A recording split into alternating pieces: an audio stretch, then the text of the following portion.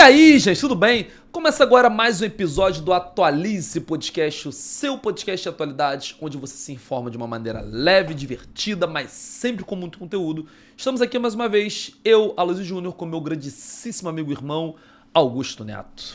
Salve, salve, galera. Sejam muito bem-vindos a mais um episódio do Atualize Podcast.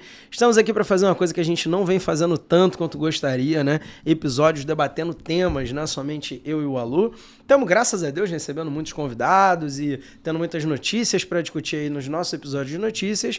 Ao longo do ano aí, contando com Venezuela e carro elétrico, acho que essa é a terceira vez só. Em 2024 que a gente faz um episódio de tema. Então o tema de hoje vão ser as eleições americanas, né? Harris versus Trump 2024. Muita coisa para tratar, a gente não vai tratar só das eleições, a gente fala muito dos episódios, né? De notícias mensais, acompanhe, vai seguir acompanhando até novembro, mas claro, vamos falar muito do modelo eleitoral, o que tem de diferente lá, né? Muita coisa interessante para a gente tratar no episódio de hoje. Então, não antes dos recadinhos do Tio Alu. E é isso, como sempre digo, para o que você está fazendo agora, já deixa o seu like nesse vídeo, comenta, compartilha. Ao final do episódio, deixe suas impressões. É muito importante que você reaja a esses conteúdos para que a gente continue produzindo conteúdos como esse que a gente sabe que vocês gostam tanto. As redes sociais entendem quando você curte, compartilha, deixa um coraçãozinho lá, de que esse conteúdo é relevante, ele vai mandar isso para mais pessoas. Então é muito importante, uma forma de você ajudar a gente é você compartilhando, curtindo, mesmo que seja só uma curtida aí. Importante, faz isso agora, por favor. Lembrando que nós estamos em todas as redes sociais, em todas as plataformas, aqui pelo YouTube, estamos no TikTok, estamos também em áudio, no Spotify. Então, qualquer rede social que você colocar, @Atualize Podcast, você vai nos encontrar. E é isso, vamos para o nosso episódio de eleições americanas, Augusto. Bom, eu acho que a melhor maneira da gente começar isso é justificando, né? Já é o segundo episódio de tema que eu começo me justificando. Pô, por que vocês resolveram falar disso, né? Bom, eleições americanas não são eleições americanas apenas. Também não são as eleições do mundo. Você não vai virar votos pra Kamala ou pro Trump no metrô. Já viu esse meme? É muito bom. Não, virei 2 votos pra Kamala hoje no metrô. Não é assim. Esses dias tinha um carro com uma plaquinha escrito Trump 2024. Aí o cara, olha aqui, o cara em Mesquita, o município da Baixada Fluminense do Rio de Janeiro, o cara em Mesquita com Trump 2024. Tá sacanagem. Globalização tem limites, senhoras e senhores. Então, as eleições americanas, a gente não vota, a gente não decide, elas não são sobre nós a princípio, mas elas são sobre o mundo inteiro, né? Se a gente falar sobre a ordem mundial atual, sobre o pós-Guerra Fria, de 1989, 91 para cá mais ou menos, a gente tem inegavelmente os Estados Unidos como a maior potência, né? Se você quiser usar da economia e mencionar também a China, usar da questão militar e mencionar a China e Rússia, você vai ter protagonistas outros ali, mas a potência, assim, artigo definido, Estados Unidos, né? Tanto econômica quanto militar. Então, quando uma eleição acontece lá, tem os desdobramentos geopolíticos, que a gente, claro, que vai abordar, mas tem desdobramentos políticos mesmo, né? É meio que uma definidora de tendências. Quem detém a ordem mundial meio que cria tendências culturais, econômicas e também, é claro, tendências políticas, né? Então, só você ver, por exemplo, Trump vencendo a eleição nos Estados Unidos em 16, Bolsonaro vencendo aqui em 18.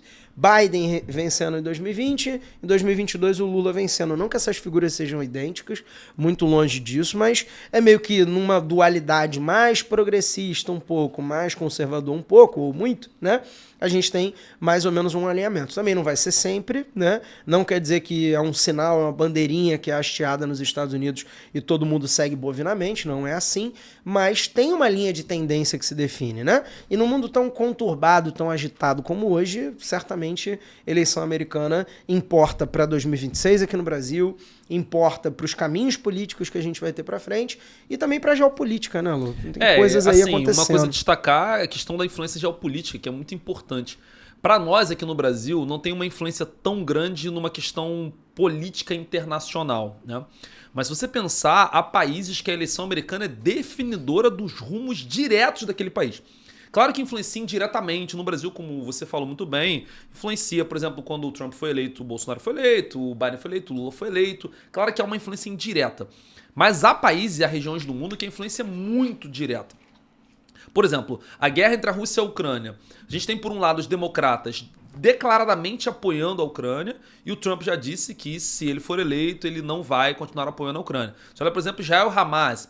Os dois partidos declaram apoio a Israel, mas o apoio do Trump, dos republicanos, é muito mais explícito a Israel do que é, por exemplo, do lado democrata. Então olha, por exemplo, as Coreias, olha, por exemplo, ali a China, a relação com Taiwan, os democratas estão ali mais próximos desse conflito. Então, a eleição americana ela vai mexer diretamente com o cenário global e sempre mexe. A depender de quem for eleito ali, uma guerra pode começar, guerras podem diminuir. A gente tem, por exemplo, Venezuela com esse equipe. Então, o cenário político internacional vai ser movido na eleição da maior potência do mundo. Claro que, se você olhar, por exemplo, para a América Latina, que é o local, assim, o parque de diversões histórico dos Estados Unidos, você tem muita coisa aqui que pode ser alterada, relação com Cuba, relação com a Venezuela, a eleição da Venezuela que teve esse ano. Então as eleições dos Estados Unidos, elas movem muito. Inclusive as pautas do Atualize pro ano que vem. A gente estava brincando aqui agora, a gente vai comentar no episódio, a eleição de 2000 poderia ter mudado tudo que a gente fala nas nossas aulas. A gente começou a dar aula ali em 2007, 2008. A depender da eleição de 2000 nos Estados Unidos, todas as nossas aulas de geopolítica poderiam ser diferentes para sempre. Né? Olha que surrealidade isso. Só para não ficar muito vago o spoiler do Alu, ele tá falando porque o 11 de setembro veio logo depois e quem tava na cadeira definiu muito como reagir, né? A respeito disso. Bom, então afinal, como que essa galera escolhe os presidentes deles? Quais são as diferenças das eleições deles em relação às nossas e tal? A gente tem um monte de características diferentes do Brasil em relação a eles, né?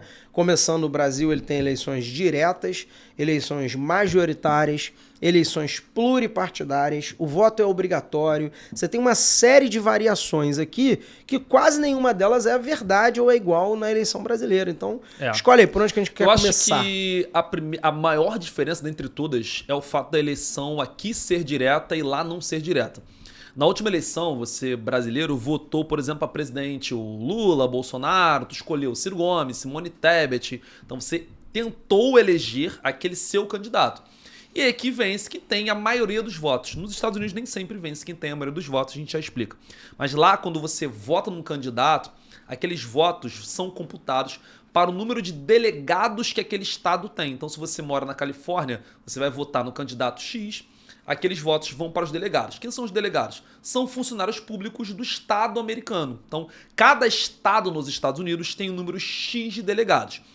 Esse número está associado ao tamanho da população daquele estado. Então, o estado mais populoso vai ter um número maior de representantes que são esses delegados. Uma Califórnia, Nova York, Texas, que são estados imensos que têm um número grande de delegados.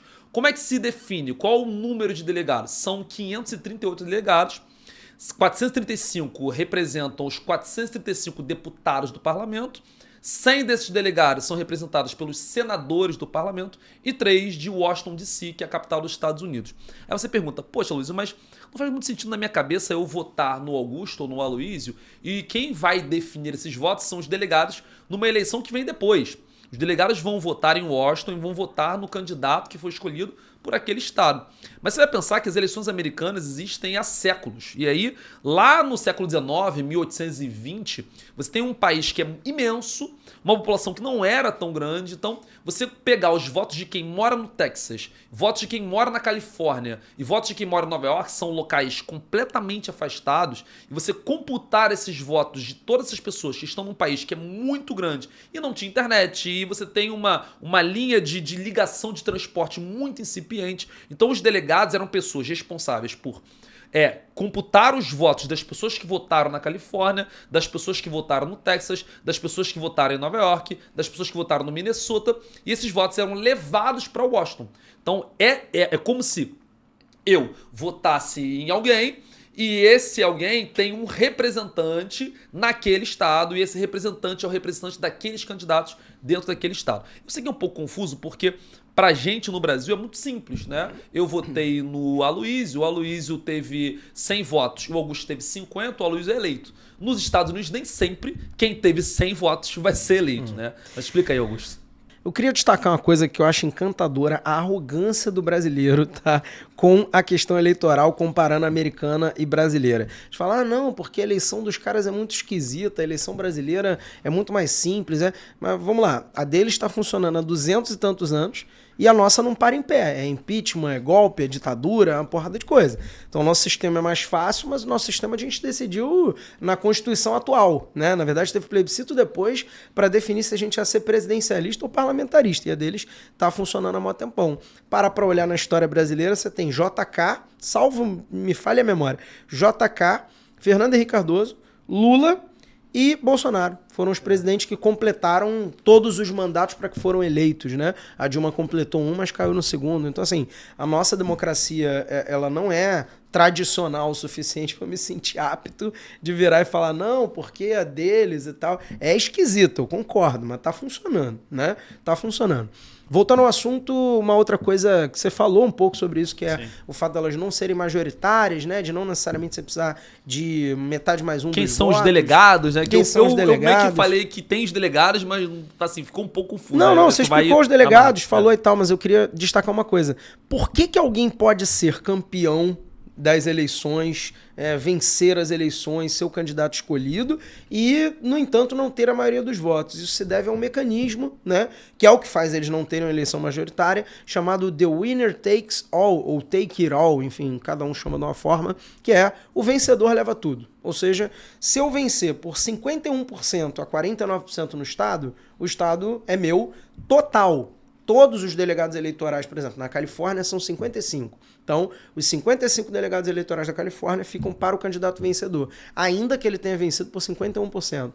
Aí, se ele venceu por 99%, não importa. Então, ele tem todos os delegados eleitorais daquele respectivo estado.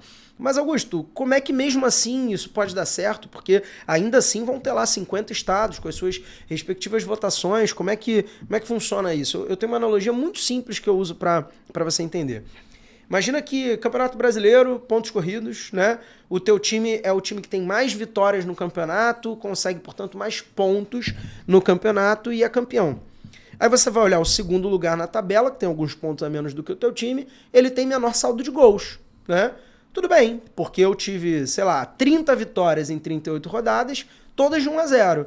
E você teve, de repente, umas 27, 28 vitórias, mas você deu um monte de goleadas. Entendeu? Então, assim, não adianta dar goleada. Então, isso muda muito a psicologia eleitoral dos caras. Você, por exemplo, dificilmente vai ver grandes comícios, a não ser coisas simbólicas da campanha e tal, mas assim, o vira-voto mesmo ali, o dia a dia da campanha, do Trump no Texas, que é um estado tipicamente republicano, ou da Kamala em Nova York, que é um estado tipicamente... Nova York é estado também, tá? É tipo São Paulo, Rio, tem a cidade e o estado.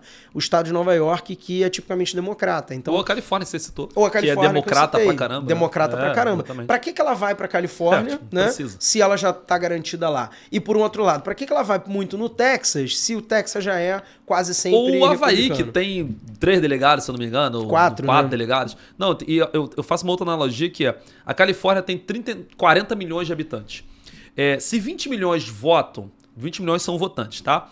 Se eu e o Augusto somos candidatos e de 20 milhões de pessoas que votam, 19 milhões 999 mil pessoas votam em mim e uma vota no Augusto, eu levo os 55. Se fosse 11 milhões a 9 milhões, eu levo os 55. Não importa a quantidade. O que importa é quem venceu. E aí, se eu venci num estado com 55, mas eu tive menos votos em outros, eu levo porque eu venci a eleição no estado com 55. É basicamente isso. Então, é meio louco pra gente entender, mas faz sentido. Mas aí não é majoritária, né? Então, moral da história, é possível e não é uma utopia, né? Que você tem um candidato que consiga mais delegados eleitorais, mais pontos, né, nessa disputa, e que ele não seja necessariamente aquele que teve a maioria no voto popular, como eles chamam, ou seja, o maior número bruto absoluto de votos. Isso já aconteceu 5 vezes na história americana, modernamente aí século XXI, 2 vezes, uma com o George Bush na eleição de 2000, vencendo o Al Gore, embora o Al Gore tenha tido maioria dos votos, e a outra a eleição de 2016 que elegeu o Trump, em que a Hillary Clinton teve mais votos eleitorais, né, diretos, né, mais votos populares, mais pessoas votando nela, mas o Donald Trump venceu em estados mais, enfim, numerosos em termos de delegados eleitorais. Então ele teve mais vitórias de 1-0 e ela mais vitórias de 2-0 naquela minha analogia. Então dá para acontecer e acontece. Não acontece muito, mas recentemente vem acontecendo. E o que é curioso é que em ambos os casos foram dois republicanos. A gente vai explicar a diferença dos dois partidos, mas é o partido mais de direita e que é o partido que hoje não gostaria de mudar esse sistema de votação. Muita gente critica, que diz, pô, muitas vezes vence quem teve menos votos e tal. Mas se você pensar, os republicanos recebem menos votos dos imigrantes, da galera mais latina que tá indo pra lá e tal. A gente vai explicar já por quê.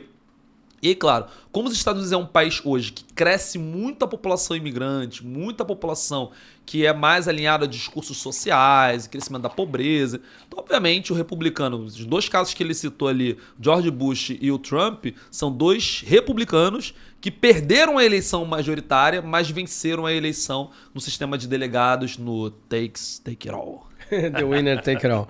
Bom, e são quantos delegados, Alô? Faz a matemática aí que eu sou Então, ruim a nisso. matemática eu citei agora, né? São 538 delegados total. O número mágico para você vencer a eleição é a maioria mais um. Então, 270 delegados para você vencer a eleição. Então, quem conseguiu 270, juntou lá 55 de um, 29 do outro estado, 12 do outro, 3 do outro e tal. Você vence a eleição. Agora, Aloysio, se tiver um empate, 269 a 269, ninguém conseguiu alcançar o 270, ou não conseguiu alcançar o 270, o que acontece? Quem escolhe o presidente é a Câmara dos Deputados, e não os deputados que já estavam lá, os deputados eleitos naquele ano. Então, isso aconteceu duas vezes só na história, né? Isso há 200 anos atrás. Então a gente está falando de século XIX, quando isso aconteceu a última vez. E a Câmara elegeu, ela vai escolher entre os 3 mais votados. Então os 3 candidatos que foram os mais votados, a gente vai explicar daqui a pouco que não são só 2, né? Mas se tiverem só 2, os 2 mais votados. E a Câmara vai fazer votações até chegar ao número de 270. Então se ninguém conseguir chegar no 270 da Câmara, ela vai ficar fazendo votações até chegar ao número mágico de 270. Então, você só consegue ser eleito presidente dos Estados Unidos se você tiver 270 delegados ou 270 deputados que te escolherem. É muito difícil acontecer isso hoje em dia, né? Para aconteceu 200 anos atrás. Foi bom você dar um tópico nisso, porque a gente falou que o Brasil ele tem eleição direta, eleição majoritária e eleição multipartidária, né?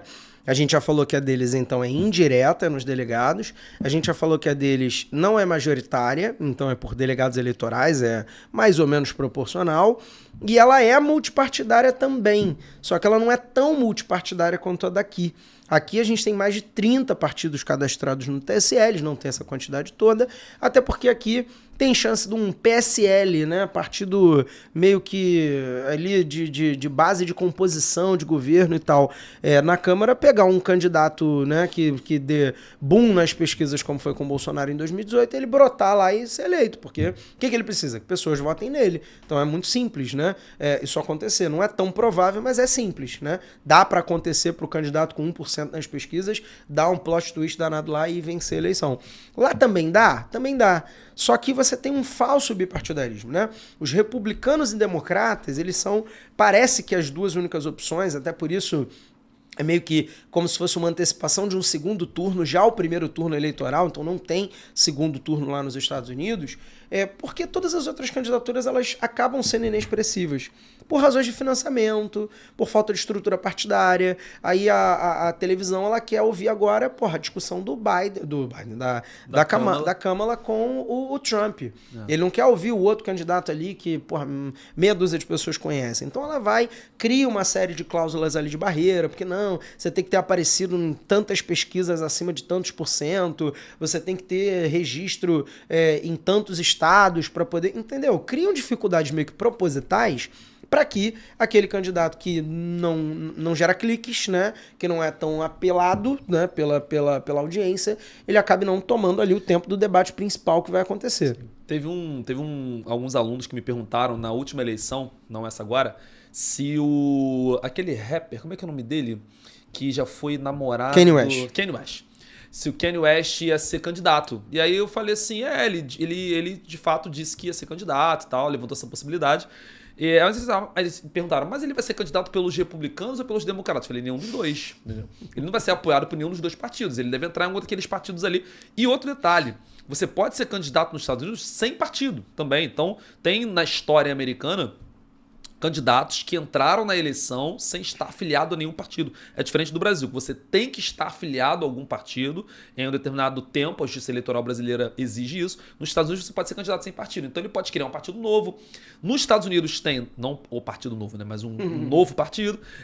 Tem nos Estados Unidos Partido Libertário, que é o partido de direita mais assim anarquista. Tem Partido Comunista nos Estados Unidos, não sei se vocês sabem disso. Tem Partido Comunista, tem Partido Verde, tem Partido da Maconha, que é o Partido Verde, né?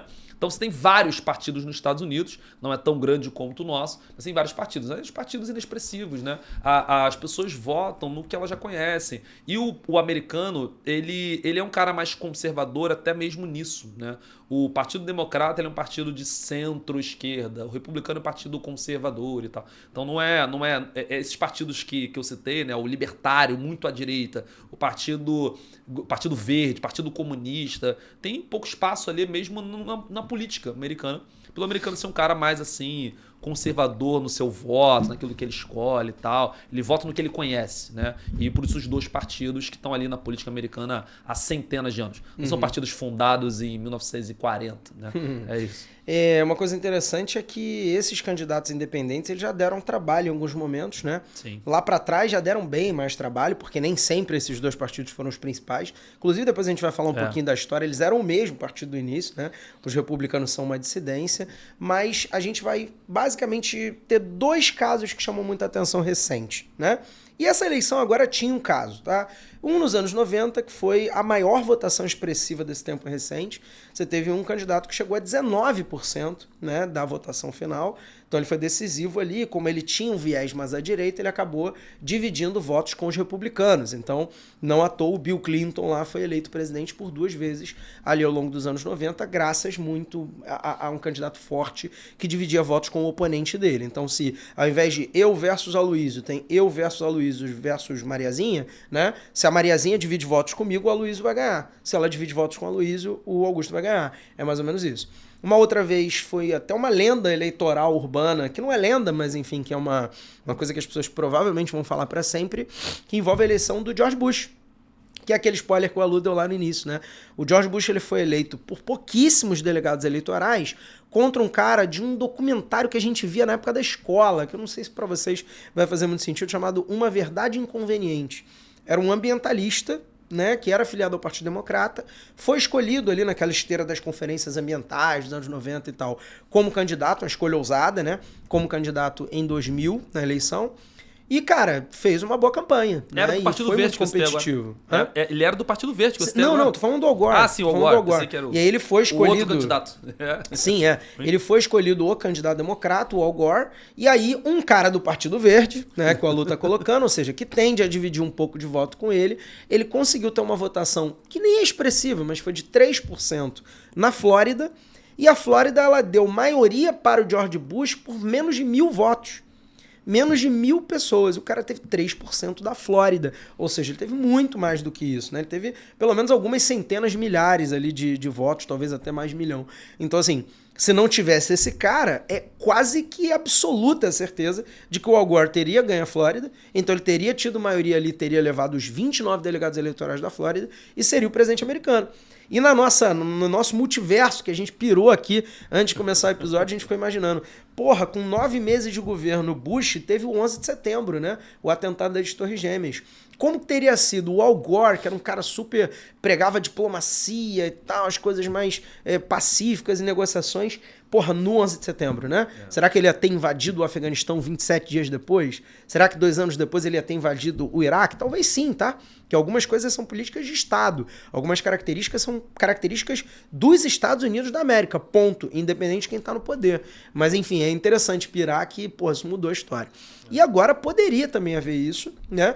Um dissidente do Partido Democrata americano, sobrinho do Kennedy, né? Do John Kennedy, que é o Kennedy Jr., né?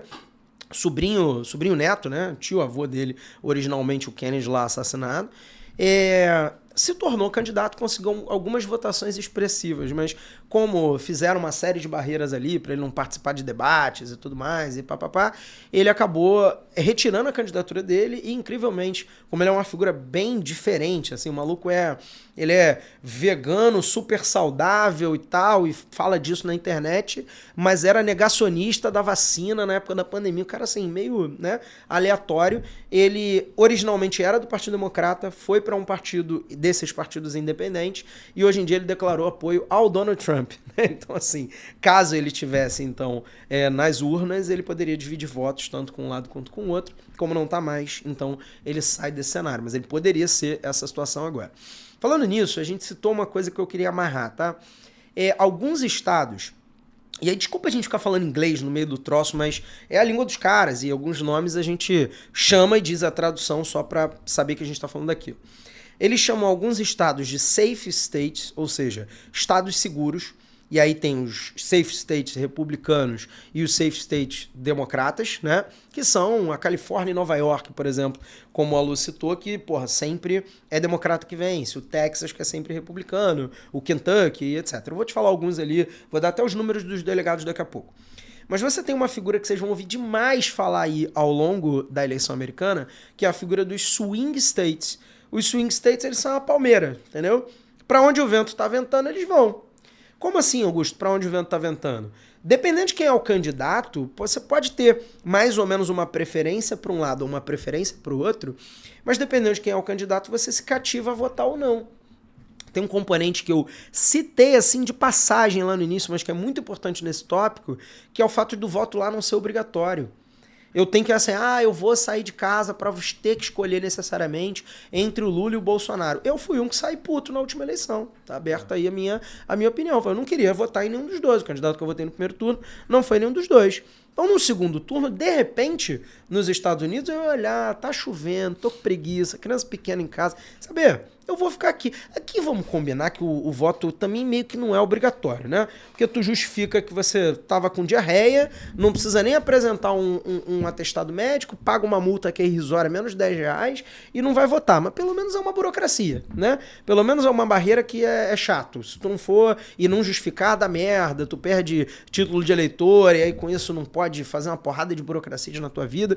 Então tem meio que uma obrigatoriedade. Lá não tem, tipo, se você... É engraçado como em campanhas de prévias, né, de primárias, onde eles ainda estão escolhendo os candidatos, eles votam lá e tal, as pessoas votam para decidir quem é o candidato, eles têm uma campanha meio que universal, que todo candidato faz, e toda pessoa politizada, né, costuma fazer nos Estados Unidos também, que é a campanha vote. Não é vote no fulano, é vote, tipo, saia de casa para votar. Então, se determinado candidato ele não é encantador, ele não dá brilho nos olhos, ele não chama atenção, pode ser simplesmente que aquele candidato ele não anime o eleitor o suficiente para ele querer sair de casa lá, ainda numa terça-feira, num dia comercial comum, assim e tal, a eleição deles, então sair de casa lá na terça-feira para poder ir votar, deixar de fazer as coisas deles e tal. Então, basicamente, você tem esse swing state, como os estados em que eles não têm uma maioria explícita, nem republicana e nem democrata, então por isso, dependendo de quem é o candidato, de qual é o contexto, de como está a economia, de quem já está no poder, né? Eu não gosto do republicano, mas ele já está indo bem, eu não sou muito alinhado com o democrata, então vota nesse cara mesmo que ele está mandando bem no governo dele. Então, às vezes esses estados mudam. Eu trouxe aqui alguns estados com seus respectivos números, né, de delegados eleitorais, para você entender o peso que eles têm na eleição. Então, o top 5 do que tem mais delegados eleitorais para o que tem menos, né? Dentre os republicanos, você tem o Texas com 38 estados. Você tem o Texas com 38 delegados eleitorais, o Tennessee com 11, Indiana com 11, o Alabama com 9 e o Kentucky com 8. Você vê que você pode não conhecer muito o mapa americano, mas não são aqueles estados mais famosos de aparecer no filme. A não ser que seja aquele filme de viagem, aquele filme de road trip, né? De viagem pelo interior dos Estados Unidos e tal. São estados mais do interior. E você vai notar, e eu volto nisso já, que os democratas têm uma diferença. Lembra, né? Texas 38, Tennessee 11, Indiana 11, houve. Democratas, top 5. Califórnia com 55. Nova York com 29, Illinois com 20, Nova Jersey com 14 e Washington com 12. Ou seja, está discutindo aí estados mais pesados, né? Estados que têm uma quantidade de delegados eleitorais e logo um peso maior na eleição. E aí, Augusto, então os democratas eles já têm o caminho meio andado, né? É mais fácil para eles e tal. Há quem diga que sim, mas quando você vai olhar a quantidade de estados que eles são safe Republican, né? Que eles normalmente votam em republicanos, tem mais estados do que estados que são safe Democrats, né? Como eles chamam, os que tipicamente votam nos democratas. Então, assim, uma coisa meio que quase que equilibra a outra, né? E também tem alguns swing states que eles são swing states, mas eles costumam dar, assim, de cada 5 vezes, 3 vezes dão republicano, né? Então ainda tem essas coisas. Então, assim, amarrando o que eu quis dizer, os republicanos, eles têm mais estados em que eles são favoritos, mas são estados menos pesados, eleitoralmente falando. E os democratas têm menos estados em que eles são favoritos, mas são estados que trazem um maior volume de delegados eleitorais. E eu separei também o top 5, e ó, tem mais, tá? Eu só trouxe o top 5. Top 5 de swing states. Você tem a Flórida com 29, olha que peso, Pensilvânia com 18, Ohio com... Não, Pensilvânia com 20, desculpa. Ohio com 18, Michigan com 16 e Geórgia com 16 e tem outros, né? Você pegar ali que tem mais ou menos uns 15 republicanos e uns 12 democratas, que é quase batata, né? Pô, 15 mais 12, 27... você ainda tem, tipo, quase metade dos outros estados como swing state. Sim. Pode ser um swing state mais com uma tendência, mais com outra tendência, mas basicamente é um swing state. Então, assim, é complexo, né? É complexo pra caramba tentar prever alguma coisa sobre a eleição americana. Você falou da Flórida. A Flórida, ela deu eleição pro Obama e depois deu eleição pro Trump, né? Muito bizarro, né? Você pensar nisso. Mas aqui no Brasil, fazendo uma alusão ao Brasil...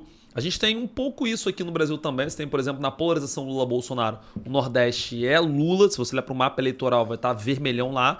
E o Sul e o Centro-Oeste brasileiros, muito Bolsonaro. E o Sudeste seria o nosso swing states, principalmente Minas Gerais. Minas Gerais é um estado que ele é considerado, eu diria que Minas Gerais, né? Minas Gerais é a Flórida daqui, né? É o estado que, caraca, é o mais disputado. E a disputa ali é surreal, assim. A cada eleição eles votam em um candidato da direita ou da esquerda. Já deu eleição pro Bolsonaro lá em 18, deu eleição pro Lula em 22, então seria mais ou menos isso, né? Só que aqui é majoritário, então se Minas Gerais... lá no Nordeste, por exemplo, o Lula tem o Ceará, a Bahia com muito voto, Bolsonaro com muito pouco, então o Bolsonaro acaba não tendo muito o que fazer ali no Nordeste, mas em outros estados é dividido pra caramba e ganha quem tem mais votos, né? Nos Estados Unidos é um pouco diferente. Agora eu queria trazer também, Augusto, a diferença, né? Os perfis, você quer comentar mais alguma coisa dos delegados e tal, dos swing states? Queria trazer os perfis, né? Os partidos, né? Apesar de não ser um bipartidarismo, os dois maiores partidos são partidos centenários. O Partido Democrata é mais antigo, e ele foi criado em 1791, muito próximo ali da independência americana, que é de 1763. E o Partido Republicano, que é de 1854, já é do século XIX, perto ali da Guerra Civil Americana. Então, tem uma relação aí com... O Partido Democrata é fundado logo ali na independência dos Estados Unidos, e o Republicano é fundado próximo ali da Guerra Civil, da unificação das duas colônias, né, do Norte e do Sul, não as colônias, mas as ex-colônias do Norte e do Sul. Como é que os partidos são? A gente faz sempre uma brincadeira dizendo que o democrata ele é visto como a esquerda nos Estados Unidos, mas não é bem isso, né? Os partidos têm muitas semelhanças, tem até um meme na internet que tem um avião republicano tacando bombas no Oriente Médio.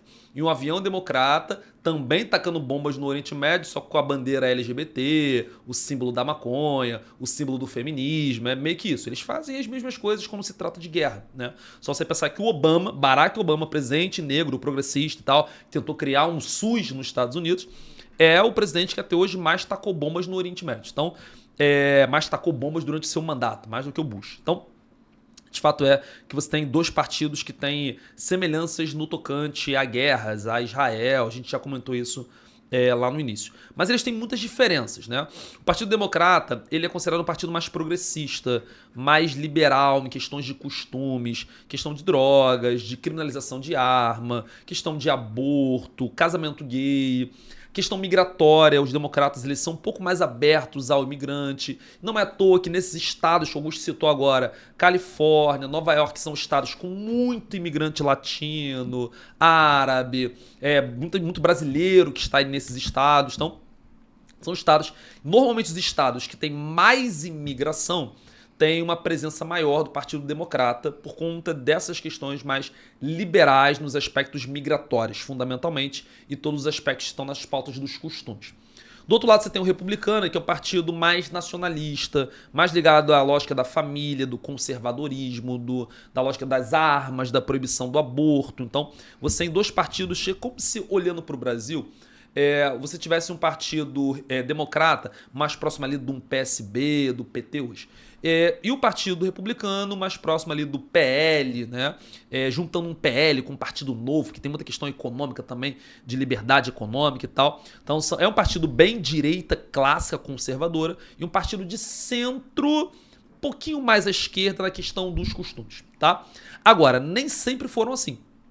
O Partido Democrata ele foi fundado com uma base escravocrata. Era o Partido do Sul, que defendia a escravidão, que era a galera que não queria que tivesse a independência ali junto com o Norte. Então, o Partido Democrata lá no passado, século XVIII, 1790, era um partido conservador e escravista das colônias do sul dos Estados Unidos.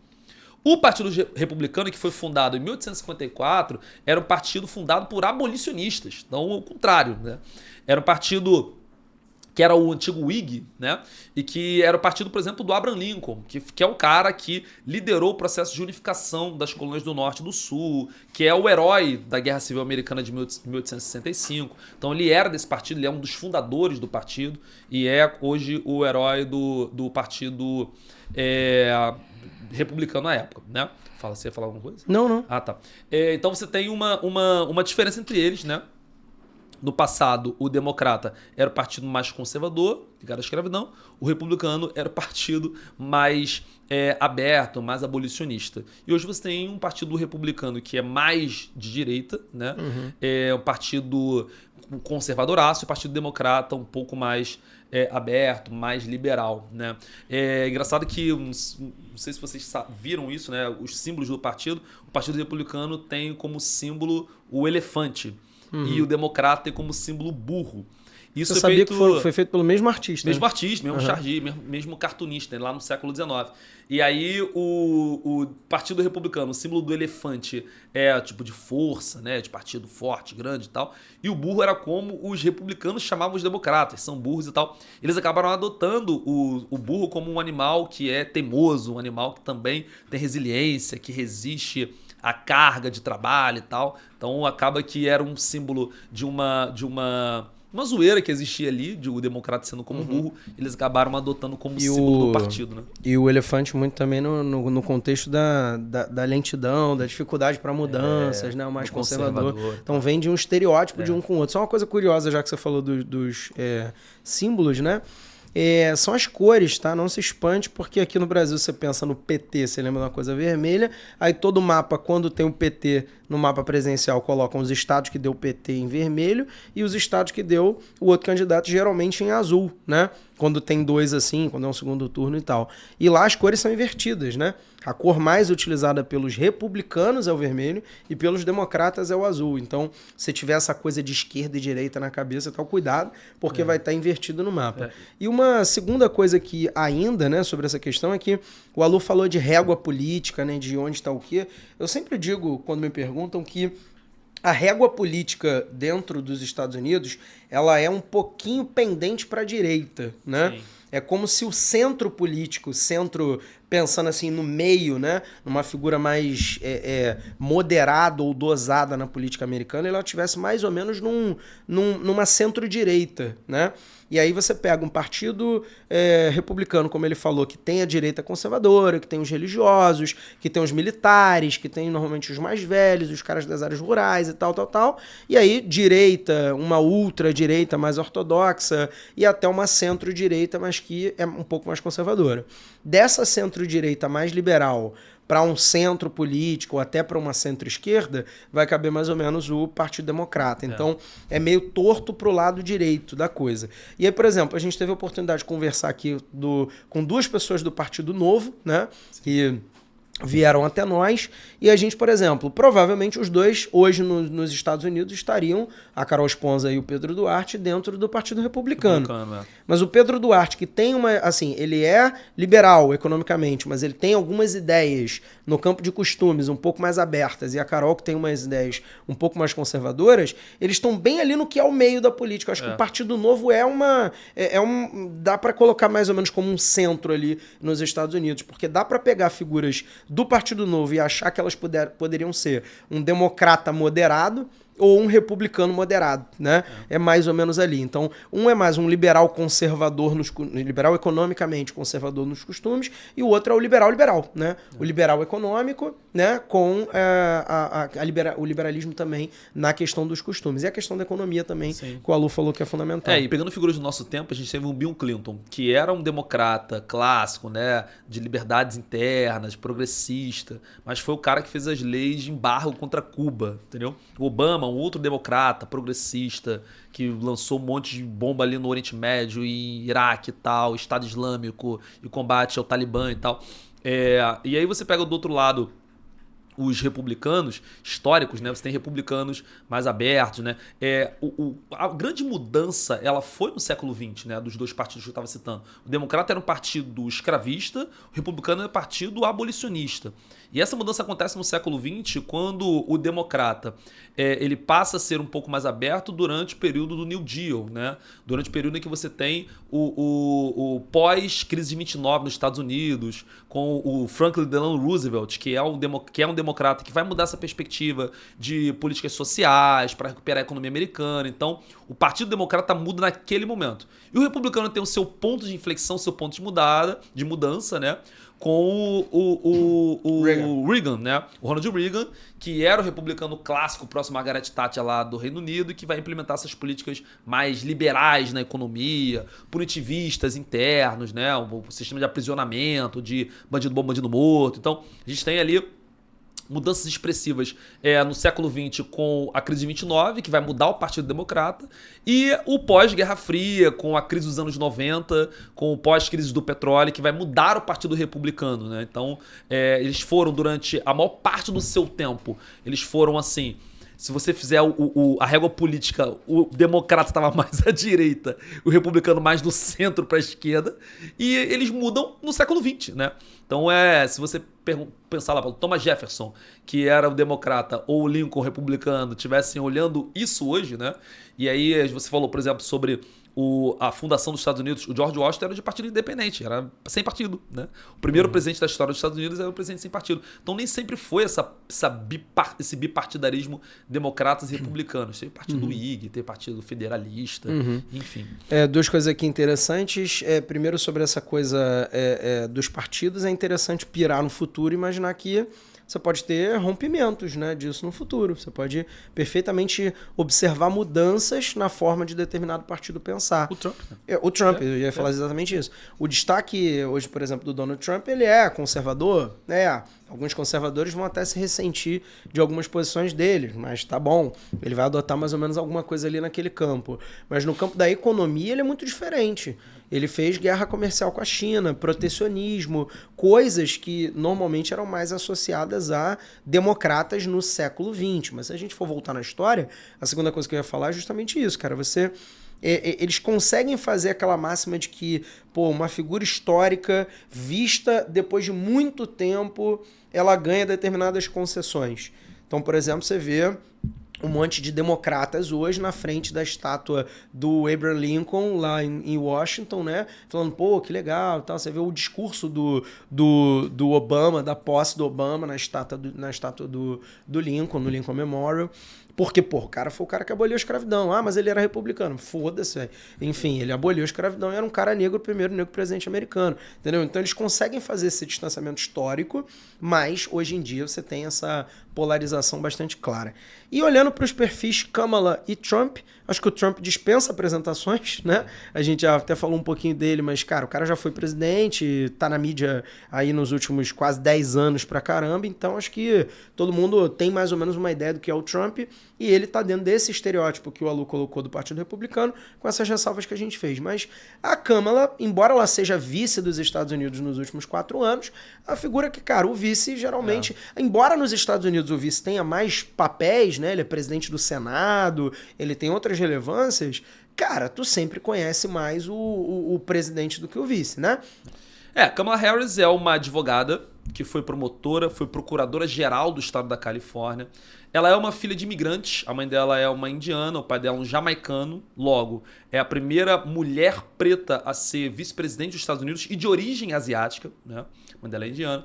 Ela pode ser a candidata assim, mais simbólica da história dos Estados Unidos a ser eleita, porque é uma mulher preta de origem asiática, presidente dos Estados Unidos, são algo muito simbólico na história, mas no tempo de promotora, de procuradora-geral, tem algumas controvérsias aí, né? A Kamala Harris, apesar de ser uma mulher preta, ela é recordista de aprisionamento de jovens negros, de imigrantes, então uma série de polêmicas aí envolvendo o seu tempo. Ela tem sido atacada, inclusive, pelos republicanos e pelo Trump usando isso, né? Olha aí, a galera que levanta a bandeira de progressista, de aprisionamento, punitivismo. Então, ela é uma pessoa que tem ali um viés, né, democrata, do Partido Democrata, mas ela tem um histórico aí na sua carreira enquanto procuradora e também senadora com essa retórica aí punitivista.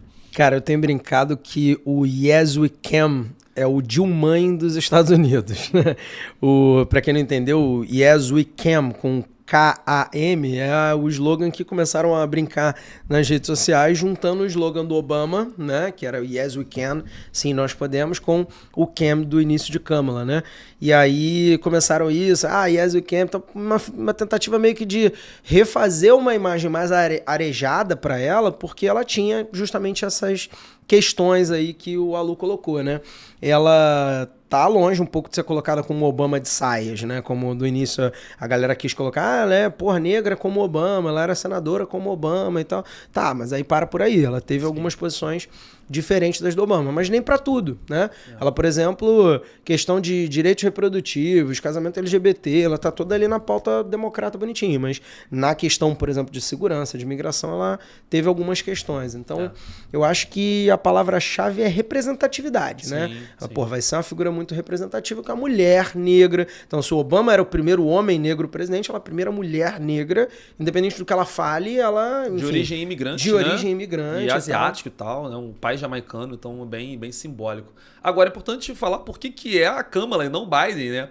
Pra galera que não acompanha os nossos episódios de notícias, e naturalmente seria o Joe Biden, porque ele é o atual presidente e ele concorreria à reeleição. O Biden foi trocado pela Kamala por um clamor do próprio Partido Democrata, né? Por quê?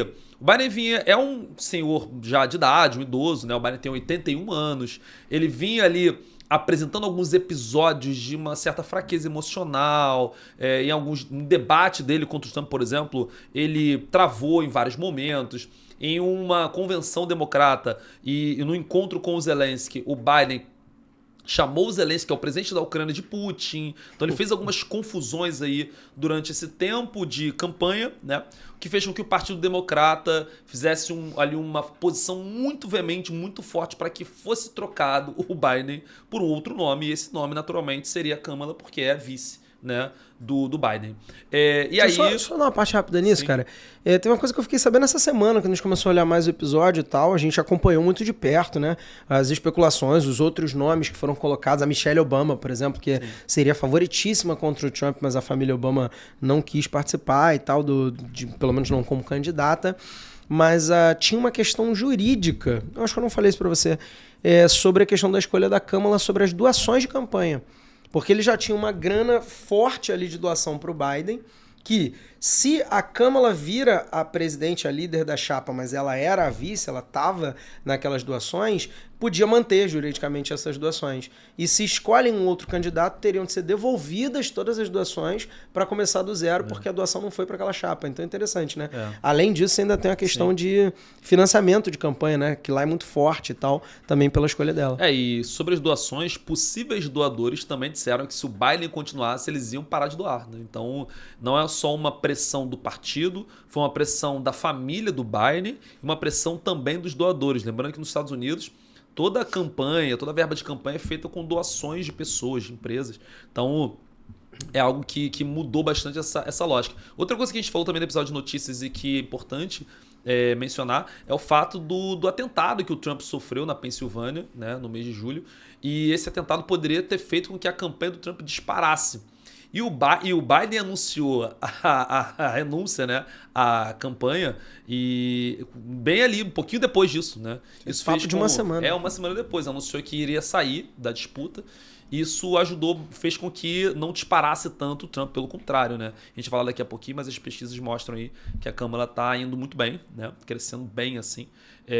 As pesquisas anteriores que eram com o Joe Biden mostravam que o Trump era muito favorito, que ia ganhar as eleições. Então você tem uma série de coisas que fizeram com que o Biden desistisse e a Câmara fosse escolhida. As doações, o clamor do partido, a família do Biden e também, obviamente, o fato dele ser, assim, o Trump ser muito favorito e ele ia vencer a eleição. Então o partido e os correligionários do Partido Democrata fizeram com que o Biden desistisse. Né? Assim, não é maluquice imaginar que, assim, eles já tinham desistido da candidatura. Ela falou, tá bom, o Joe Biden deu aqui, tá bom, eu vou desistir da candidatura. Mas aí quando anunciar?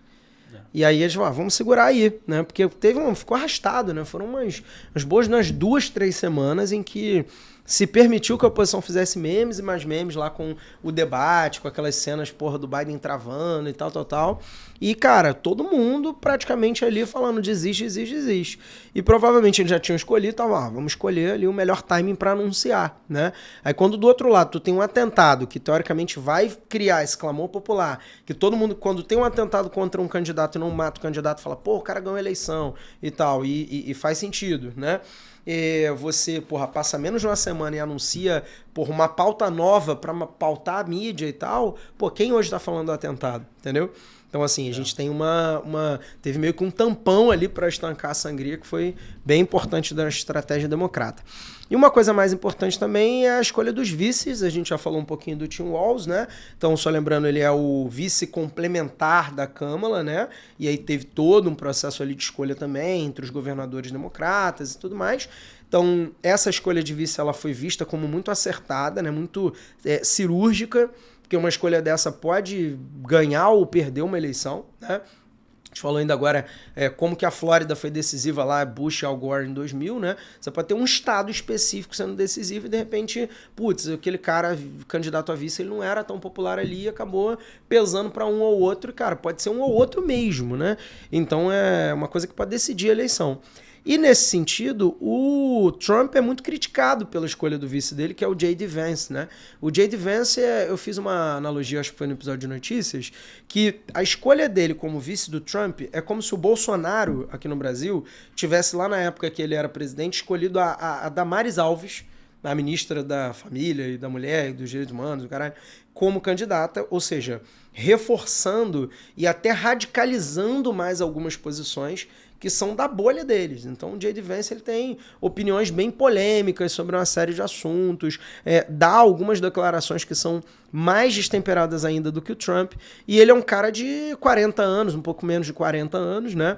Bem mais jovem, com uma experiência no executivo nula, né? Ele só tem experiência como parlamentar, e ele foi escolhido ali meio que de uma forma meio pensada pelo próprio Trump, né?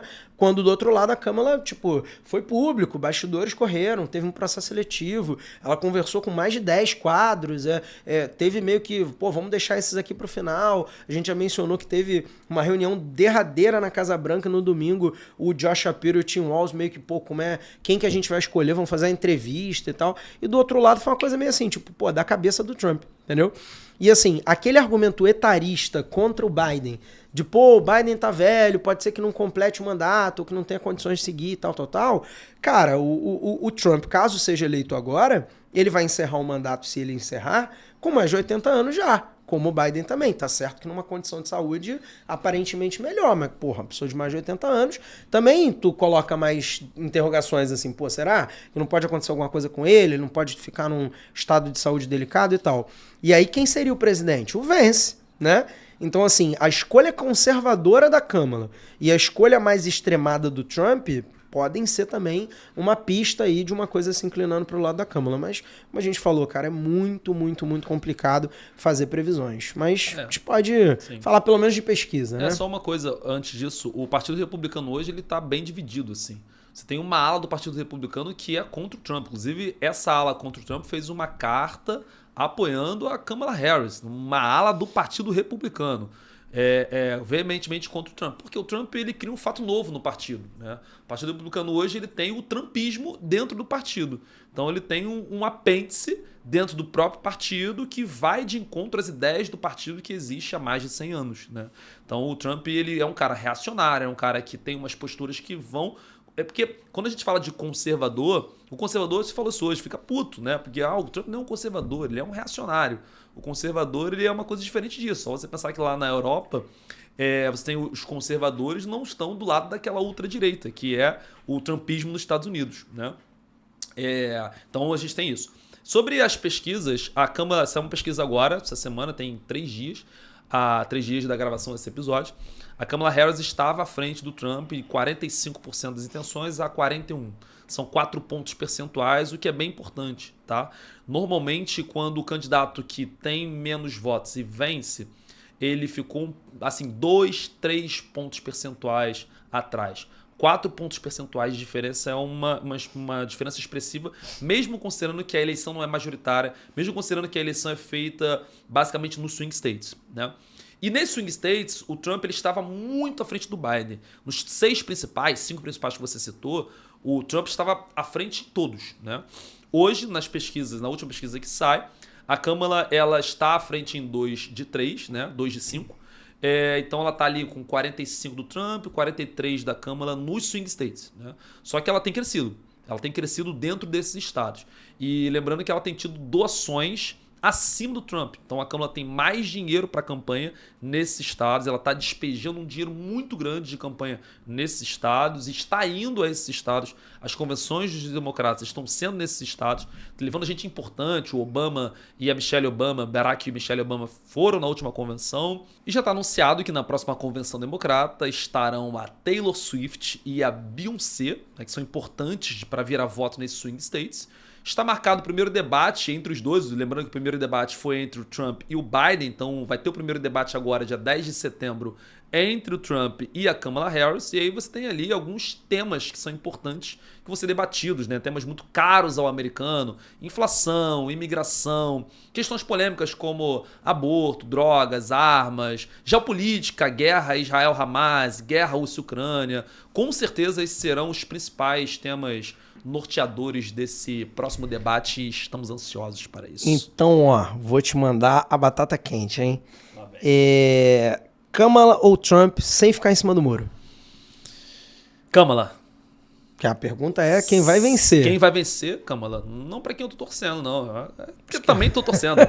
Mas acho que a Kamala vence, os democratas conseguiram achar um ponto que o Trump não conseguiu ainda. Eles colocaram a pecha no Trump de esquisito, né? E aí ele não tá conseguindo se defender disso. Eles têm o argumento do cara idoso, 77 anos, eles têm o argumento de mudança na política, eles têm o voto dos negros, a Câmara, ela, né? Tem o voto dos negros, tem o voto dos imigrantes, grande parte desses. Então acho que ela tem assim, muitos pontos de crescimento. Eu não consigo enxergar um crescimento do Trump, assim, um fato novo acontecendo. Né? Ela foi muito inteligente na escolha do vice, eu acho que o Trump não foi inteligente na escolha do vice. Então ela consegue trazer o progressista e traz também o cara do campo, o cara ali, não do Texas, mas o cara do campo ali, centro-oeste americano. Eu acho que ela consegue alguns bons votos e talvez em alguns estados que sejam swing states pendendo mais pro republicano, possa pender pro lado dela com a escolha do vice. Eu acho que tem bons argumentos aí pro crescimento dela. Se eu pudesse te mandar um emoji, eu mandaria aquele assim, no alvo, sabe? Aquela flechinha assim, que eu acho que foi exatamente as escolhas da campanha. Farão ela, se realmente for escolhida a presidente, né? É uma campanha histórica por vários motivos, né? Troca de presidente, o presidente no exercício, o vice foi o candidato no lugar dele, mas ele ainda podia ser, nunca tinha acontecido. Atentado com o outro, e a primeira mulher, e mesmo, acho que assim, várias escolhas, né? Foram muito cirúrgicas. Eu acho que sem ela fazer alguma grande merda, ou o Biden talvez também, né? Tem essa preocupação, ele tá até meio calado, falando pouco e tal, porque é melhor mesmo. Né? Tava aparecendo um dia desse ele na praia, né? Ele na cadeirinha assim, tipo, o pessoal passando dando tchau, os caras do serviço secreto, ele na praia, assim, curtindo e tal, porque eu acho que é o que ele tem que fazer agora pra não atrapalhar a Kamala. Inclusive, só pra gente finalizar, é Kamala, tá? A gente tá falando Kamala o episódio inteiro. E foi um dos primeiros vídeos ali de pré-campanha, depois que o Biden desistiu. Fizeram um vídeo com as criancinhas falando que não é Kamala, né? Como se fosse com que como muitos tentam pronunciar lá nos Estados Unidos, e nem Kamala, né? E aí o Trump, depois disso, só chama ela de Kamala. Né? Enfim, é o Trump, né? Trump sendo Trump. É o Trump. Temos. Gente, esse é mais um episódio do Atualize Podcast chegando ao fim. Agradecemos muito a presença, a parceria de vocês. Espero que a gente possa ter colaborado para elucidar um pouquinho aí sobre as eleições americanas e reforçando aqueles recadinhos lá do Tio Alu no início do episódio. Nossas redes sociais, o apoio que a gente precisa, que você encaminhe esse vídeo para pessoas que você acha que tem interesse no assunto, que você siga e comente, dê um likezinho, faça de alguma maneira a plataforma entender que aquele conteúdo é maneiro e que ele deve ser entregue para mais pessoas. Conteúdos de política estão sendo muito reduzidos o alcance, por conta dos algoritmos, essas polêmicas todas aí, de fake news, impulsionamentos e tal. Então a gente tem algumas dificuldades, episódios maravilhosos com convidados, candidato a prefeito e tal, que a gente achava super que iam, dar uma viralizada. Tá difícil, então tá complicado do lado de cá, a gente precisa do apoio de vocês, tá? Uma curtida, um comentário, encaminhar no grupo de alguém aí, um grupo de galeras que você ache que vão curtir o episódio, vai ajudar demais a gente, com toda certeza, tá? A gente tá em áudio no Spotify, em vídeo no YouTube, já anunciamos alguns episódios atrás que vamos ter o canal de corte, de repente, dependendo da data desse episódio, a gente já pode ter até lançado esse canal de cortes, e tomara, inclusive, né? E no mais, a gente tá no TikTok, no Instagram, todos os dias lá, nossa cara aparecendo, ou dos nossos convidados, com o conteúdo que vocês gostam, beleza? Lá no Instagram eu sou Augusto Gel, esse rapaz é o Aloysio Professor, e este foi mais um episódio do Atualize Podcast. Beijo grande, fiquem com Deus, tchau, tchau, e até a próxima.